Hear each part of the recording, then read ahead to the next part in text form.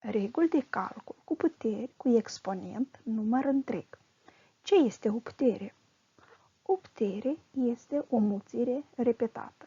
A la puterea n este egal cu a ori a de n ori, unde a se numește baza, iar n este exponentul. De exemplu, 2 la puterea 3 este egal cu 2 ori 2 ori 2 este egal cu 8. Avem o regulă. A la putere 0 este egal cu 1. Orice număr ridicat la putere 0 este egal cu 1. De exemplu, 8 la putere 0 este egal cu 1. Excepție o face doar numărul 0. 0 la putere 0 nu are sens. Următoarea regulă ne spune minus 1 la puterea 2k este egal cu plus 1, adică orice număr negativ la o putere pară, rezultatul va fi pozitiv. De exemplu, minus 3 la puterea 2 este egal cu plus 9. Minus 1 la puterea 2k plus 1 este egal cu minus 1. Orice număr negativ ridicat la o putere impară, rezultatul va fi negativ. De exemplu, minus 3 la puterea 3 este egal cu minus 27. Proprietăți. 1. A la puterea m demulțit cu a la puterea n este egal cu a la puterea m plus n. Adică, la mulțirea numerelor, dacă baza este aceeași, exponenții se adună. De exemplu, 5 la puterea 2 demulțit cu 5 la puterea 7 este egal cu 5 la puterea 9. Am adunat exponenții. 2 plus 7 este egal cu 9. A doua proprietate. A la puterea m împărțit cu a la puterea n este egal cu a la puterea m minus n. Deci la împărțirea puterilor, exponenții se scad. De exemplu, 3 la puterea 7 împărțit cu 3 la puterea 2 este egal cu 3 la puterea 5. Am scăzut exponenții. 7 minus 2 este egal cu 5. O altă proprietate asemănătoare este a la puterea m supra lui a la puterea n este egal cu a la puterea m minus n. Deoarece știm că linia de fracție este operație de împărțire, deci observăm că avem același rezultat. A la puterea m minus n. Se scad exponenții. Să analizăm un exemplu. 2 la puterea 5 supra lui 2 este egal cu 2 la puterea 4. Știm că un număr, dacă nu are exponent, se subînțelege 1. 5 minus 1 este egal cu 4. Un alt exemplu. Să analizăm atunci când numărătorul este mai mic decât numitorul. 7 la puterea 2 supra lui 7 la puterea 5 este egal cu 1 supra lui 7 la puterea 3. 5 minus 2. Am primit 3.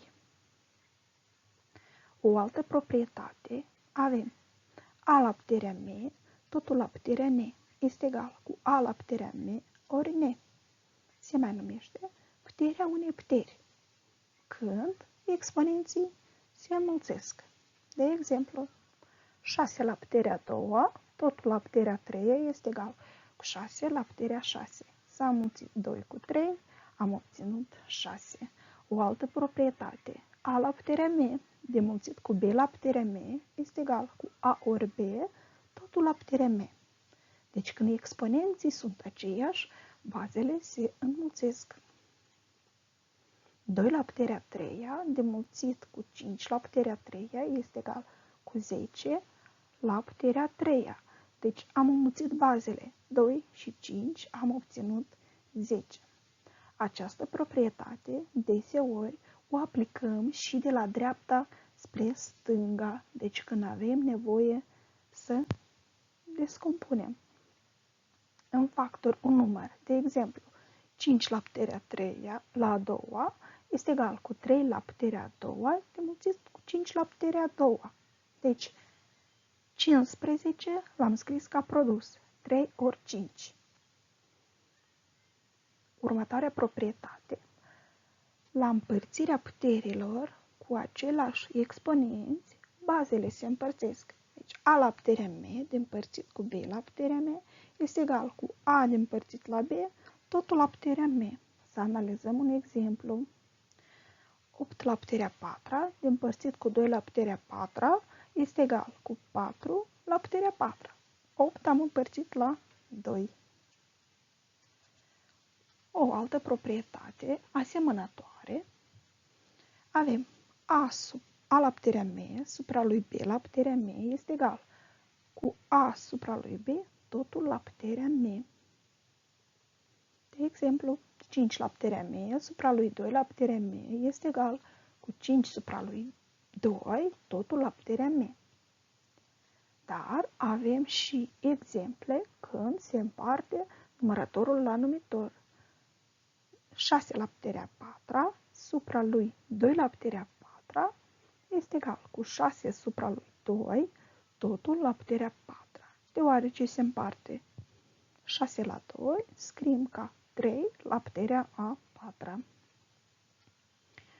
Și o altă proprietate avem A la puterea minus n este egal cu 1 supra lui A la puterea n. Cine este A pentru 1 supra lui A? Desigur că se numesc numere inverse. Așa o să procedăm și cu fracțiile care au exponent număr întreg. 5 la puterea minus 2 este egal cu 1 supra lui 5 la puterea a doua.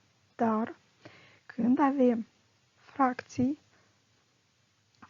la un număr la un exponent număr negativ, 1 supra lui 6 la puterea minus 2 este egal cu 6 la puterea a doua. Atunci când avem o doime la puterea minus 3, inversăm o doime, primim 2 supra lui 1, ceea ce este egal cu 2, deci 2 la puterea a treia. Atunci când avem o fracție cu parte întreagă, 2 întregi și o cincime, la puterea minus 2, mai întâi introducem partea întreagă în fracție, 5 ori 2, 10, plus 1 este 11 supra lui 5, așa, după care inversăm fracția, 5 supra lui 11, totul la puterea a doua.